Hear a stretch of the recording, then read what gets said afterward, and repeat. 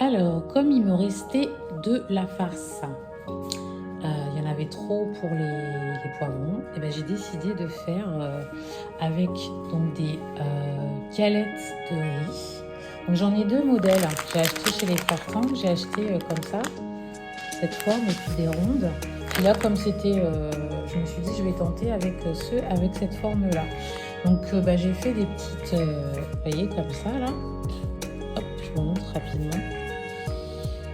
Donc, je prends ma galette. On va mettre ça comme ça. Voilà.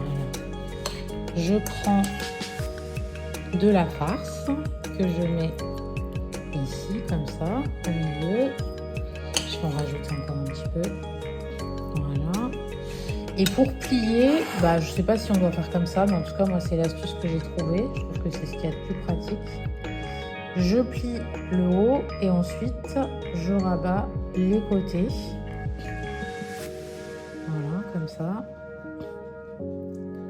Et j'ai mis un peu d'huile là, pas trop que ça attache.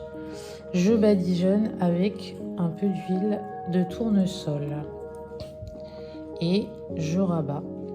Et je vais les faire revenir à la poêle. Voilà, c'est pour terminer la farce.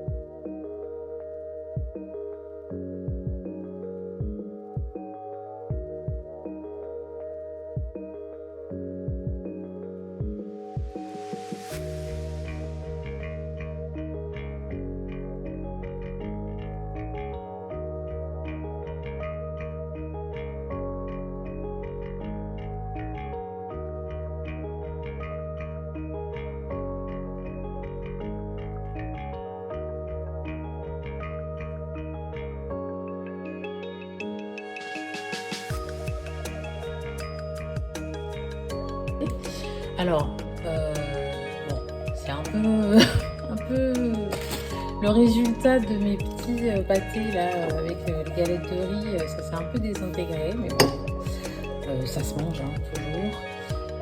Du coup, j'ai fait une sauce donc, avec le jus entre guillemets de ça.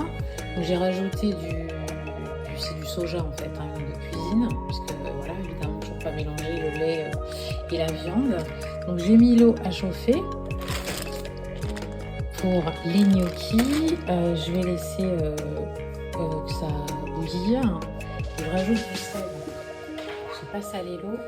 Important de saler l'eau des gnocchis ou des pâtes, ou bref, peu importe, saler l'eau quand on fait cuire, des choses comme ça. Donc je le fais maintenant parce que sinon je vais plus y penser après. Donc on met un peu de sel et puis j'y plongerai mes gnocchis et je vais enfin pouvoir manger. Je vous embrasse et je vous dis à plus. Tchuss.